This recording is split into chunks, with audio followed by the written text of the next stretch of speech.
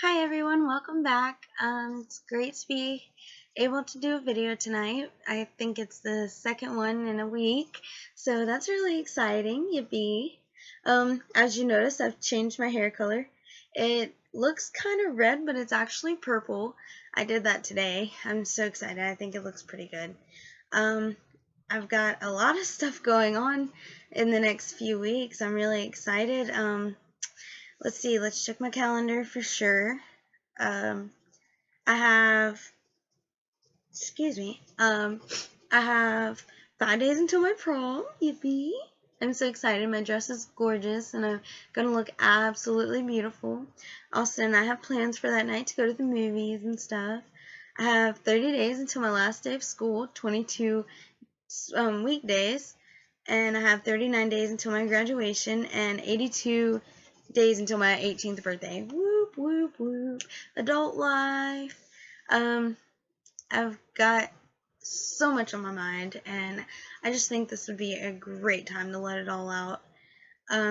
First things first, I'm terrified of going to college right now because I had just read in an Upfront magazine that there are students who are almost graduated with over $120,000 in debt of student loans, and me personally, I'm gonna need them because my family's on a low income and stuff, and we just don't have the money to help ourselves. So hopefully I can get some grants or something to help me out, because I really want to pursue my education. I want to be a crime scene investigator, and I will do anything to do that.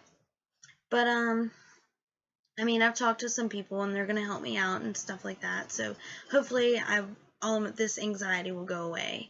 Um, yeah. But second, I am reading a book right now. I haven't gotten very far. It's called No Excuses by Brian Tracy, and it's pretty much a guideline about how to achieve happiness and success. 21 ways to achieve lasting happiness and success is what it says. It's pretty much talking about, making excuses for why you do and don't do things and stuff like that. I've even made some notes, which I'm pretty happy about, because most of the time I write notes, but if it's a book like this, but, it's got some really good quotes in it, and I figured I'd go ahead and read these, just because they're interesting and they could help anybody. Here's a quote by Mark Twain. It says, "There are 1,000 excuses for failure, but never a good reason." It also talks about how we live in this fantasy land of someday I will, so it's called Someday I'll. It's a place where everyone vacations to saying, someday I'll be rich, someday I will be a doctor, the world's most famous doctor, someday I'll find the cure to cancer, stuff like that. And it talks about a disease that we all get called excusitis. And the question you ask yourself is, why are you on Someday I'll? Another quote, I don't know who it's by, but it says, "The road to hell is paved with good intentions." This is always true. I've been on a path to hell since pretty much birth. I came into the world as, a child that honestly didn't have much until I moved in with my grandmother at 14 months old, who gave me everything I could ask for or want or need and everything. Here's another quote that I found very interesting. "The first rule of success: vote yourself off the island. No more excuses. If it's to be, it's up to me." So saying that, if something is meant to be, it'll all be up to what you want and what you do and what path you take to achieve your goals. A good question to ask yourself when making up excuses is, if your excuse is valid or invalid, you say, is there anyone else who has my same excuse who is successful anyway? I like that one because, I tend to make up a lot of excuses for a lot of things, and I don't mean to. It's not intentional, but it's so hard to go through this life and see of all these people who make so much money and are so happy and so successful, and you just sit back and watch because why? You know, there's many reasons I could go on about why I'm still sitting on my bed in my room at 1 o'clock in the morning waiting to wake up in 4 hours. And, you know, I mean, but I could be working right now or something like that to help better my education and stuff like that. There's a lot of excuses I could come up with. I feel like, we all have to have self-discipline, and that's a lot of what Brian Tracy talks about in his book. And I really like this book because even though it's really meant for, men and women who are trying to learn how to make money and seriously put their foot down and stay on the right path of success, this kind of goes for everyone. Self-discipline is what you must have to resist the lure of excuses. It is the key to a great life, and without it, no lasting success is possible. Honestly, no. If we don't have self-discipline, we won't have anything, because, we'll expect everyone to hand us things, and then when we get to the bottom and no one can help us, we're going to be stuck. So you have to have self-discipline. You have to say, okay, I'm going to go to bed at 9:30 and wake up at 6, so I'm very rested to go to school. I like that, and it makes sense, but here I am at 1 o'clock in the morning. I have no self-discipline. I don't like discipline anyways, but I really don't have any self-discipline. I really need to. I like this quote too, but I kind of paraphrased it. It is not the material things you accomplish or acquire that matter so much as it is the quality of the person you become to accomplish well above the average. If I'm sitting in school and I'm sleeping all the time and not doing anything, not doing my homework and stuff, I'm not going to graduate. I'm not going to pass. And I admit I do that often, but I make pretty good grades. I make decent grades. So, I mean, it's right. Also, self-discipline is the ability to do what you should do when you should do it, whether you feel like it or not. This is also true. Again, back to self-discipline. Whether you want to do it or not, if you really want happiness and success, you will do anything to achieve that. You can't just sit back and expect it to come to you, because it's not going to happen that way. Not in this day and age. But anyways, that's all my notes for this book, and I honestly think it's a good read. So if you ever can find it or get your hands on it, I would read it. It's really actually helpful, and it'll open your mind to a lot of different things. I got questioned the other day with, "Who are you?" My answer was, "I'm Amber." No, no, no, no, no. And this is what the person had said. No, no, no, no. Who are you? I was like, "I'm a high school student." Okay, but who are you? I was like, there's not many answers to that, I guess. I'm a girl. I go to school. And they said, "No, who are you?" And I was like, "I'm emotional." They said, "Well, is that a behavior, or is that your personality?" And I was like, "Well, technically it's my personality, because one minute, I'm always mad, happy, sad, whatever. We all have emotions, so you kind of compare that to your personality, which isn't true. Me, my personality, I'm a fun person. I'm outgoing and stuff, but I could never answer the question of who I am, because I'm 17, and I don't think anyone ever finds out who exactly they are and what they were actually put here on this earth to do, because it's a really hard question. A conversation went, kept going on and on, who are you? And I kept listing things that I could possibly frickin' be, and it wasn't right. And then all of a sudden, I get popped with the question is, does your mom love you? And I was like, well, I'd hope so. And this person had said, well, you don't like your mother, which I don't. It's not that I don't like her. I don't like her ways and stuff.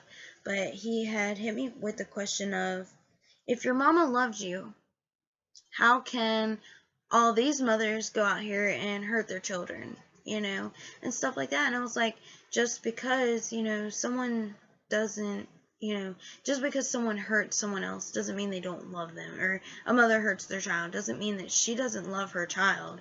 She has a lot of stuff going on in her mind, and no, that's no excuse at all, but, I believe that every child is loved by their mother, at least, because that is the person that fills them for 9 months, carries them for 9 months, has a special bond that nobody else can have.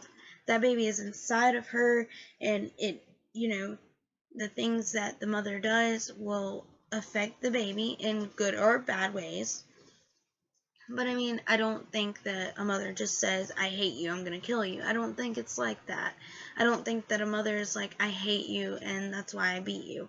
I don't believe that at all, because my mom loves me very unconditionally, but we have been through hell and back. And that's with all of my family, but all of my family loves me very much, and I love them just as much. And I know this is kind of off topic of the book and stuff, but anyways, I think all of that is a good thing. All of the previous stuff I had said would be good ideas to think about for yourself. And like I said, pick up No Excuses by Brian Tracy. It's really good, and so far, and I mean, I'm not even halfway through it. But anyways, so another topic. Oh, my best friend. I have a guy best friend. He is close to my age, maybe a little younger or so. But we have been best friends for about a year now, and we've confided in each other in things that no one else knows. There's things that I've told my best friend that I have not even told my boyfriend, which it's not that it's bad or it's gonna make me look bad or anything like that. It's just things that I haven't told. And, I guess my best friend got too comfortable with me and took my niceness and my, how do I put this? My trustworthiness as vulnerability. And I don't like that, because I'm not vulnerable. I mean, I have a boyfriend who I've been with for almost 2 years. 2 years. And I love him more than anything in this entire world. And yes, we have our problems. We argue sometimes, and we get mad at each other, and we stomp, and blah, blah, blah. But he is probably the best thing that has happened to me other than my siblings. But, I think that the things that I've told my best friend have really caused a lot of problems between not only him and I, but could have caused problems between my relationship. And that I won't go for. Well, anyways, the other day while I was in school, I got a message from my best friend saying, can you hang out this weekend? I was like, no, I'm going to hang out with my dad and my brother. We're going to, spend quality time as a family, because we don't get to do that often. And, I was being questioned on why and whatever, what I was doing, blah, blah, blah. And I was like, don't worry about it. I'm fine. We can hang out another time. And I was like, plus, I think it's a bad idea. Side note, he had previously not quite told me, but had shown a lot of signs of having a crush on me. Excuse me. And it didn't bother me, because, sometimes people just develop crushes. As long as you don't act upon them while someone is in a relationship or you're in a relationship or anything, I think it's, it's okay to have a crush on somebody. Because, I mean, we all have crushes. We all find someone cute or nice or something like that. But, anyways, so I was like, I don't think it's a good idea, because I don't want anything to happen. I don't want you to try anything. And he was like, well, damn, that's the whole reason I wanted to hang out. And I was like, wait, excuse me? I'm your best friend. We have talked and told each other things, but does that make me a piece of booty to you? Does that make it okay to tell me that the only reason you want to hang out now is because you think you're going to have sex with me? I don't think so. My boyfriend and I have been together for 2 years, and my boyfriend would never ever talk to me like that, because he'd get punched in the face. But, I mean, it broke my heart, because I've never... Honestly, I've dated a lot of people, but not, like, done anything with them. But I've dated a lot of guys, and I don't really think any guys just come out and said that way, that they just want to hang out with me so they can get sex. I think it's wrong. I think it's nasty. I think it's unfair. And anyway, so my best friend got really upset with me because he was like, oh, well, I want to start a relationship with you. How can you start a relationship with somebody that's in a relationship? And he knew that. He knew that I was with Austin, or that I am with Austin and stuff. And so he's very upset with me at the moment. But at this point, I could give a crap less. You know, I'm a very nice and respectful person, and if you tell me something, unless it's going to harm you or someone else, I'm not going to tell. But if you tell me that you're wanting to sleep with me, and that's the only reason you want to hang out, you're probably going to kick to the curb, or at least get, you know, short answers from me, because I don't want anything to do with you. That's nasty. It's gross. And it's hurtful. I mean, that was my best friend that told me that. Things that I've told him that could probably ruin me. But then again, maybe not. You know, I just think it's screwed up. Anyways, but on the bright side, with all that bullcrap, you know, I'm just really, really happy that I have someone that cares for me as much as Austin, because even though Austin didn't, like, jump at his throat and, like, threaten to kill him or anything, which I would never want, but a lot of guys do jump to that because of jealousy and stuff like that, Austin has been by my side through everything, and I can tell Austin anything if I wanted to. Some things I like to keep personal just because that's the way we are, you know, we have privacy with each other. You know, we had to make a deal that we weren't going to go through each other's phones because we both deserve privacy. Neither one of us is giving either one a reason to feel jealous or, you know, anything like that towards each other. And so it's actually helped out a lot. We're doing a lot better and stuff. But, I mean, when I told Austin about my best friend and stuff, Austin was a little irritated, but he didn't, like, flip off the handle and start accusing me of anything, and it made me really happy. And, sorry, my hamster's finally running in the big wheel that I got her.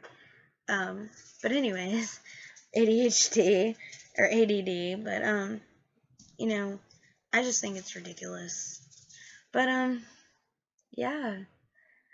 On the bright side, though, I have something new to play with my hair and stuff, so I'll probably be doing that tomorrow morning. But, it's almost 2 o'clock in the morning, so I'm gonna head to bed. I hope you all have a great day, and like, comment, subscribe, and help me bring up new ideas of fun things to do, because I know probably sitting here listening to me for almost 20 minutes, probably really boring. So, yeah, tell me what you want to see, tell me what you like to watch and stuff. I'd like to, you know, have some more subscribers, but I officially have 2, which I know one of them, but to my subscriber that I don't know, thank you so much for subscribing, and to all of my viewers, thank you. I love you all. You all have a fantastic day, and I hope to see you guys soon. Thank you so much. Bye.